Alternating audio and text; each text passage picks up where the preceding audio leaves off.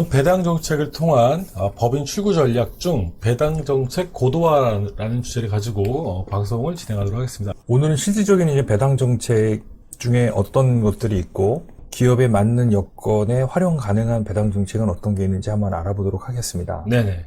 사실 이제 배당 정책은 지난번에 제가 강의에서도 말씀드렸지만 균등 배당만 가지고는 물론 이것도 이제 꾸준히 하면 상당한 의미 있습니다. 이제 제가 알고 있는 회사 중에 동서식품이라는 회사가 있습니다. 유명하죠? 유명하죠. 예, 이 기업은 배당 정책만으로도 가업 승계가 다 끝난 기업이에요. 예, 계속 시장에서 고배당을 하고 배당을 받은 돈으로 또 주식을 사고 배당 정책만으로도 사회 부자 감세라는 그런 구설에 오르지 않고 성공적으로 경영권 승계를 이룬 그런 기업의 케이스로 꼽히거든요. 동서식품. 네. 네. 자, 그런데 이제 모든 기업이 다 그렇지는 않아요. 그래서 일단은 이 균등 배당 같은 경우 사실은 특히 이제 중소기업 같은 경우는 오너에게 지분이 대부분 집중이 돼 있잖아요. 네네. 그래서 이제 이 집중되어 있는 지분을 분산을 시켜놓지 않으면 배당 정책이 별 의미가 없어요. 그러니까 이제 이 분산을 시킨다는 거는 되게 이게 제가 심플하게 말씀드렸지만 결국 이게 주식을 증여하거나 양도해야 되는 행위를 해야 된다는 거예요. 그렇죠. 근데 조세 비용이 너무 높으니까 주가를 최대한 또 떨어뜨리려는 노력을 해야 되고 그러니까 이제 효능감을 극대화하기 위해서 앞단에 많은 일들을 해야 되는 이런 불편함, 무게감 때문에 배당을 더더욱 멀리하는 계기가 되죠. 네. 자, 두 번째는 이제 배당 구조를 조금 더 다변화한다. 네.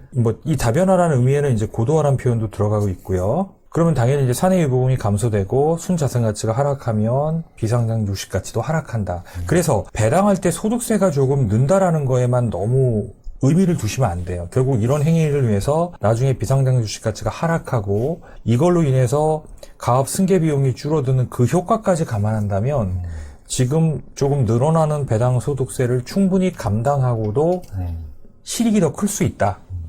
그런 좀 말씀을 드릴 수 있을 것 같아요. 그래서 이제 배당의 종류는 여러 가지 있지만 결산 배당, 결산기로부터 3개월 내에 하는 배당이고요. 중간 배당은 결산 배당 외에 회기 내 1회 기중에 집행하는 배당이고요. 현물 배당은 그야말로 현금 대신에 금전 외의 자산으로 하는 배당을 말하는 거고요. 주식 배당은 신주 발행을 해주는 거죠.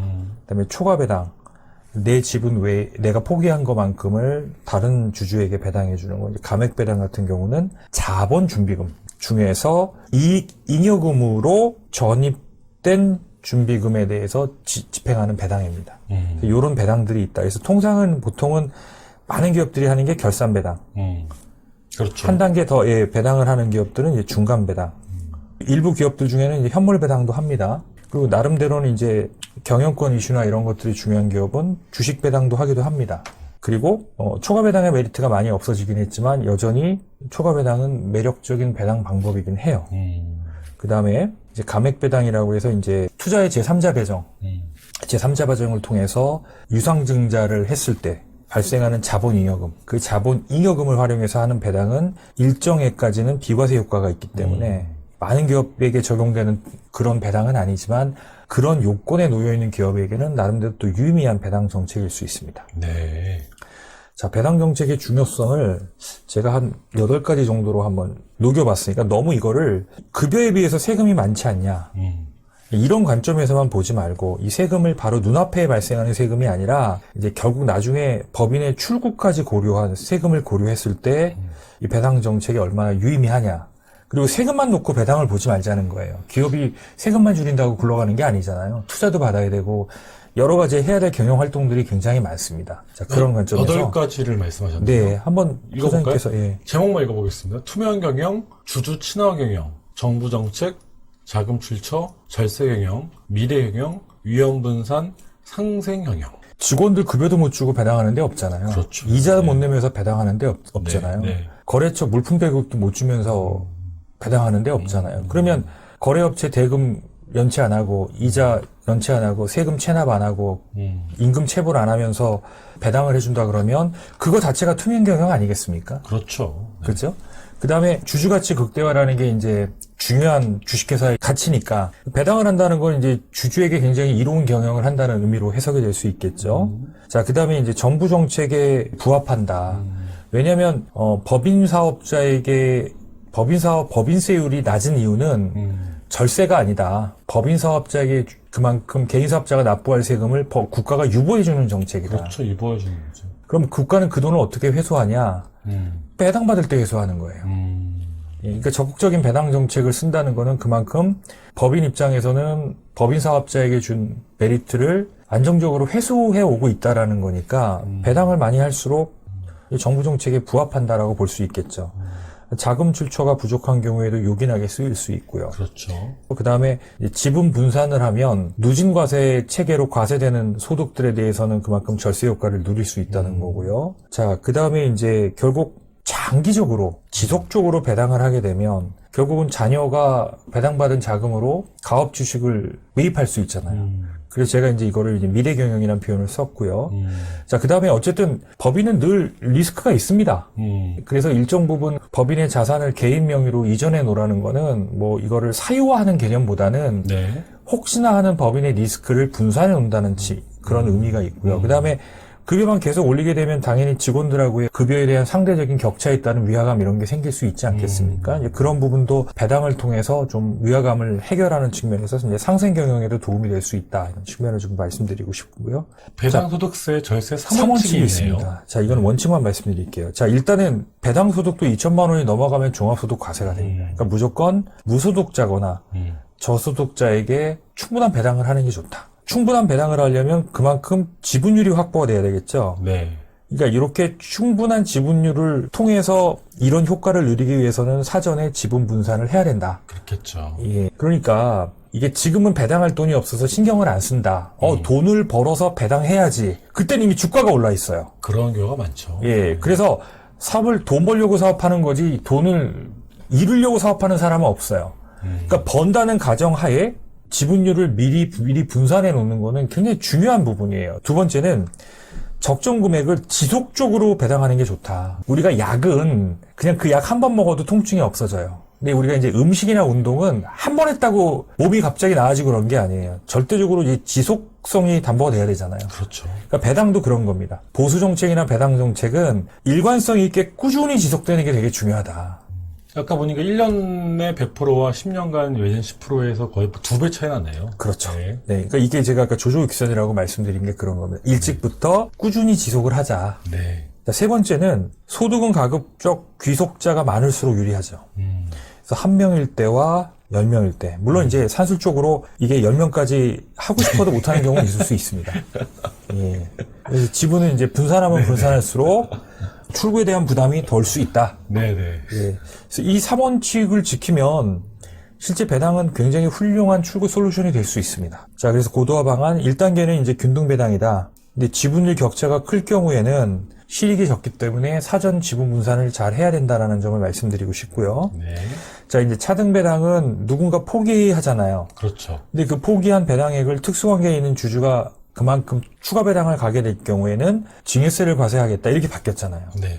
다만 그 특수관계가 법인 주주인 경우는 여전히 차등 배당이 허용이 된다. 굉장히 중요한 포인트 같아요. 이 얘기는 뭐냐면 법인은 증여세를 낼 수가 없어요. 법인은 뭐를 내야 돼요? 법인세를 내죠. 법인세를 내는 거죠. 네, 네. 근데 법인세는 많아봐야 중소기업 같은 경우는 지금 바뀐 기준으로는 19%니까.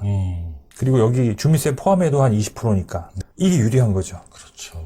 그러니까 이제 자녀 중심으로 새로운 신규 키법인을 만들어서 그 법인에게 차등 배당 해줄 수 있는 구조를 만들 수 있는 여건이 된다면 차등 배당은 여전히 실익 실효성이 강한 그런 이제 배당 솔루션이 되겠죠. 네. 자, 감액 배당은 아까도 말씀드린 것처럼 자본잉여금. 그러니까 자본 거래를 통해 생긴 법인의 잉여금을 말합니다. 그러니까 이 자본 잉여금은 법상으로는 결손 보존이라든가 아니면 이제 자본 전입에만 쓸 수 있게 만들어 놨어요.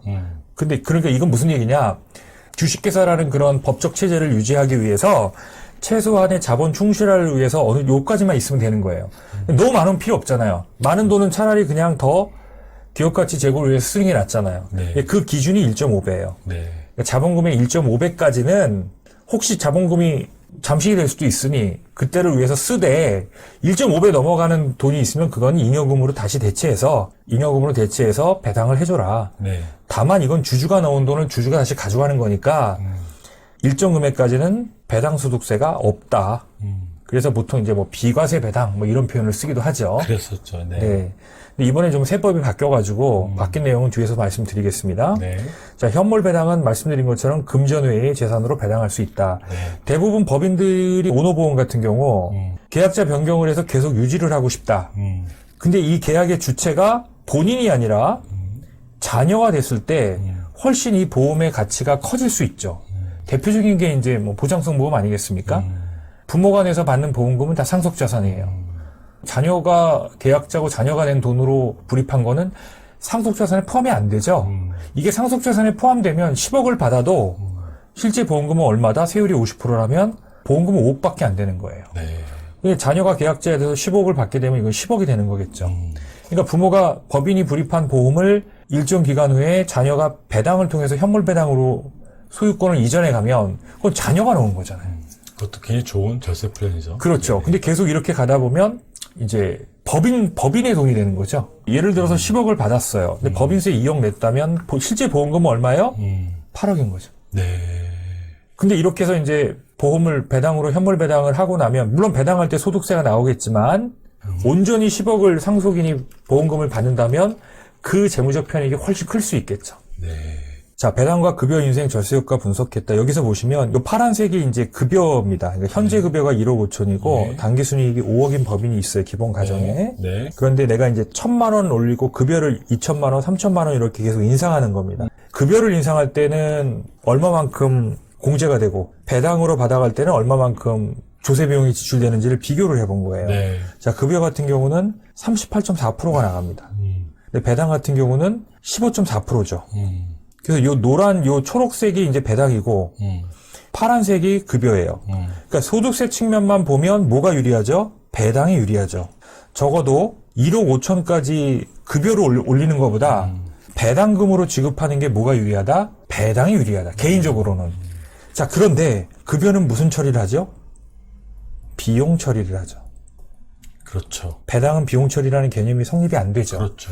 그래서 요 노란색은 뭐냐면 급여를 법인세를 반영했을 때 그럼 법인세는 그만큼 줄어들게 되잖아요. 네네. 자, 그렇게 되면은 뭐가 더 유리해요? 급여가 훨씬 더 유리하죠. 그렇죠. 자, 그럼 여기서 주는 메시지는 뭐냐? 내가 배당을 안 받아가고 계속 급여만 이렇게 인상으로 하게 되면 국가는 뭘 의심한다? 이익 처분을 내가 급여를 받아간 게 그해의 성과에 따라서 급여를 받아간 게 아니라 이익을 급여를 통해서 처분해 갔다고 보는 거죠. 네.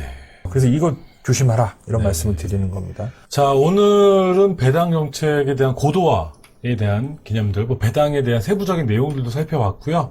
예, 다음 시간에는 주주에 대한 차등 배당 정책에 대해서 한번 알아보도록 하겠습니다. 자, 오늘 방송 감사합니다. 네, 고맙습니다.